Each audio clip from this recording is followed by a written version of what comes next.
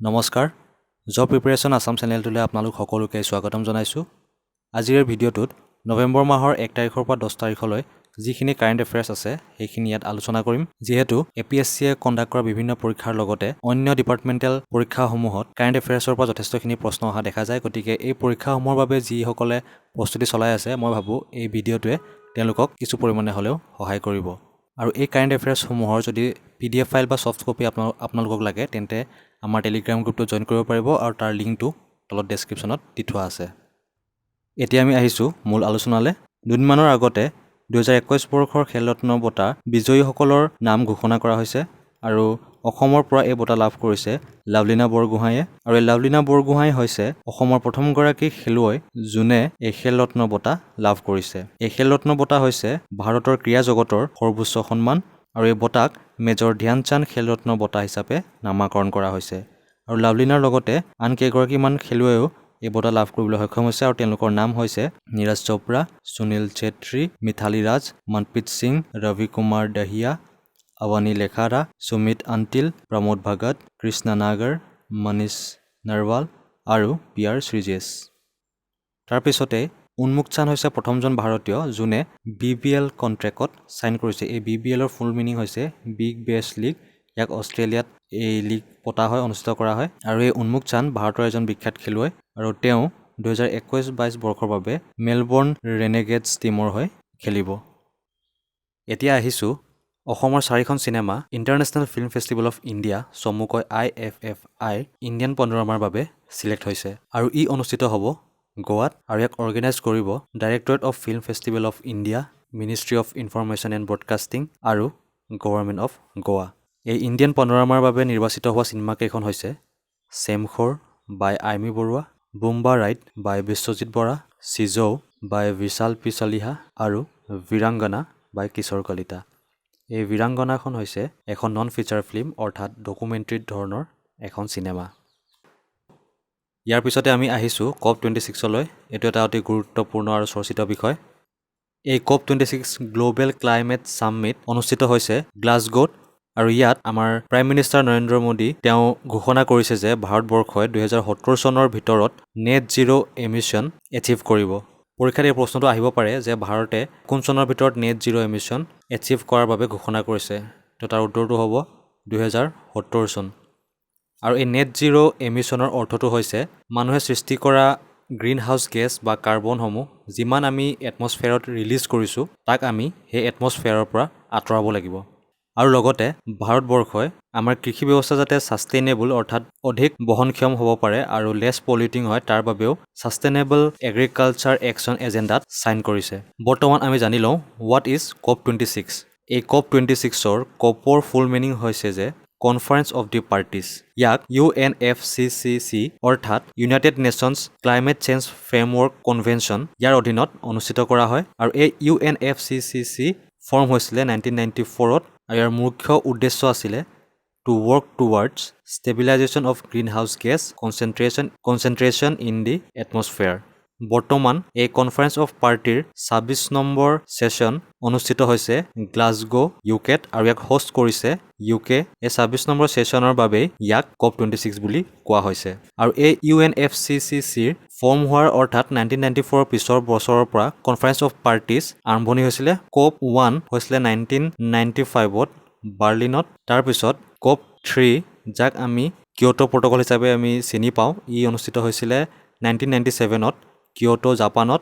ভাৰতবৰ্ষত COP8 অনুষ্ঠিত হৈছিলে 2002 নিউ দিল্লীত।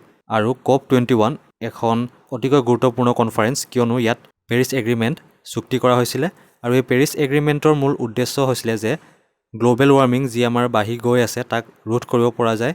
আমাৰ বছৰি যি গ্ল'বেল টেম্পাৰেচাৰ বৃদ্ধি হৈ আছে সেয়া যাতে 2 ডিগ্ৰী চেলছিয়াছৰ তলত ৰাখিব পৰা যায় আৰু টানি টুনি যাতে তাক 1.5 ডিগ্ৰী চেলছিয়াছৰলৈকে হ্ৰাস কৰিব পৰা যায় তাৰ বাবে বিভিন্ন পদ্ধতি বা কাৰ্যপন্থা হাতত ল'বলৈ দেশসমূহে এক ঐতিহাসিক চুক্তি কৰিছিল আৰু সেয়াই হৈছে পেৰিছ এগ্ৰিমেণ্ট। এতিয়া আমি চাই লওঁ এই COP26ৰ গ'লসমূহ কি কি। ইয়াৰ প্ৰথমটো গ'ল হৈছে যে to secure global net zero' by mid century 2050। এই নেট জিৰ' বা নেট জিৰ' এমিশ্যনৰ কনচেপ্টটো আপোনালোকক যিহেতু আগতে কৈছোঁ যে মানুহে যিখিনি কাৰ্বন বা গ্ৰীণ হাউচ গেছ এটমছফেয়াৰত এৰি দিছে তাক এটমছফেয়াৰৰ পৰা আঁতৰ কৰোৱা 2050ৰ ভিতৰত যাতে সেয়া এচিভ কৰিব পাৰে তাৰ বাবে দেশসমূহে প্ৰচেষ্টা চলাব। দ্বিতীয়টো হৈছে to protect communities and natural habitats. তৃতীয়টো হৈছে মবিলাইজ ফাইনেন্স। এই ক্ষেত্ৰত যিসমূহ ডেভেলপড কাণ্ট্ৰি আছে সেই ডেভেলপ কাণ্ট্ৰিসমূহে ডেভেলপিং কাণ্ট্ৰিক আৰু আণ্ডাৰ ডেভেলপ কাণ্ট্ৰিসমূহক যাতে ফাইনেন্সিয়েলি হেল্প কৰে এই বিশেষ গ'লসমূহ এচিভ কৰাত, তাৰ বাবে ফাণ্ডসমূহ মুকলি কৰাৰ পিছত তাক যাতে ইউটিলাইজ কৰিব পৰা যায় তাৰ বাবে ব্যৱস্থা হাতত লোৱা, আৰু ৱৰ্ক টুগেডাৰ টু ফাইনেলাইজ দি পেৰিছ ৰুল বুক। এই পেৰিছ ৰুল বুক জড়িত হয় পেৰিছ এগ্ৰিমেণ্টৰ লগত।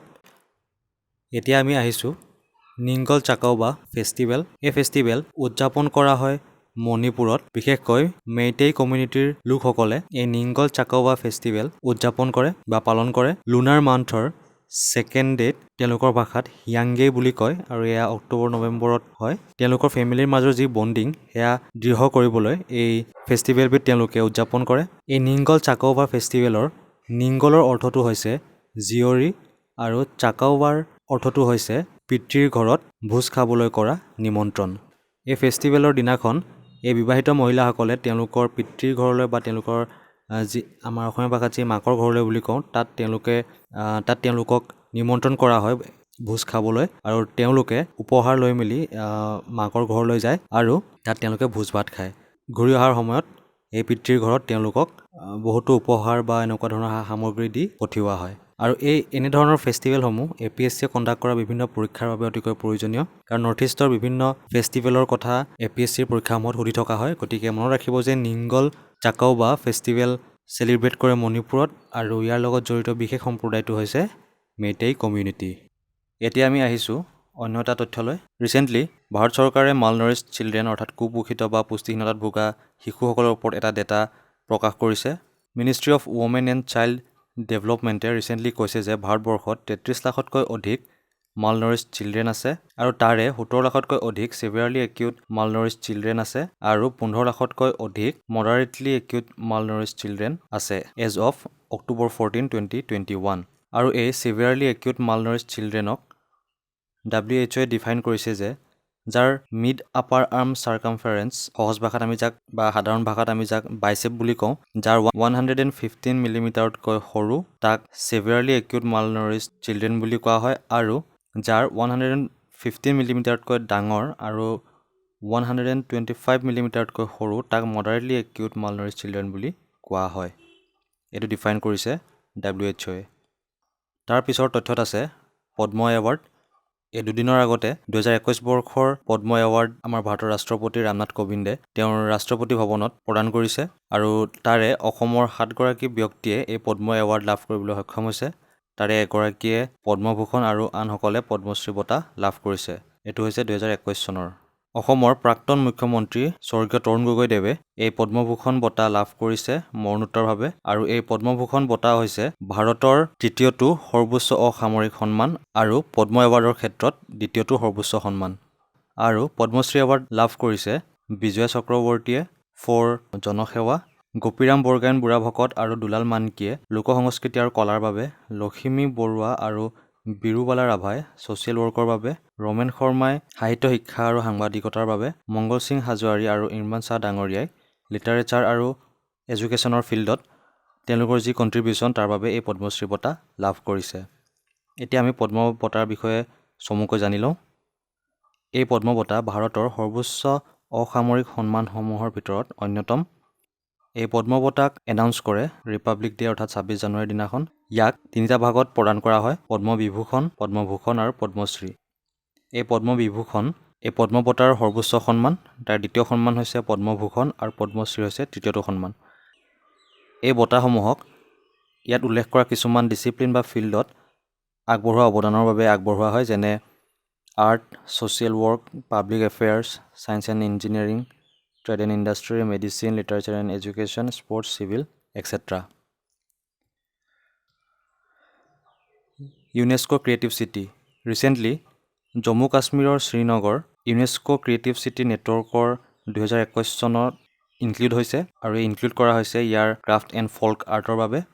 আৰু এইটো হয়তো আগন্তুক পৰীক্ষা কিছুমানত আহিব পাৰে যে ভাৰতৰ কোনখন চহৰ ইউনেস্কো ক্ৰিয়েটিভ চিটি নেটৱৰ্কৰ লিষ্টত অন্তৰ্ভুক্ত হৈছে। গতিকে তাৰ উত্তৰটো হ'ব শ্ৰীনগৰ। শ্ৰীনগৰৰ উপৰিও আৰু আন 5খন চিটি এই ইউনেস্কো ক্ৰিয়েটিভ চিটিৰ নেটৱৰ্কত অন্তৰ্ভুক্ত কৰা হৈছে ইয়াৰ আগতে। চেন্নাই আৰু বাৰাণসীক ইনক্লুড কৰা হৈছে ইউনেস্কো চিটিজ অফ মিউজিকত। জয়পুৰক ইনক্লুড কৰা হৈছিল UNESCO city of crafts and folk art.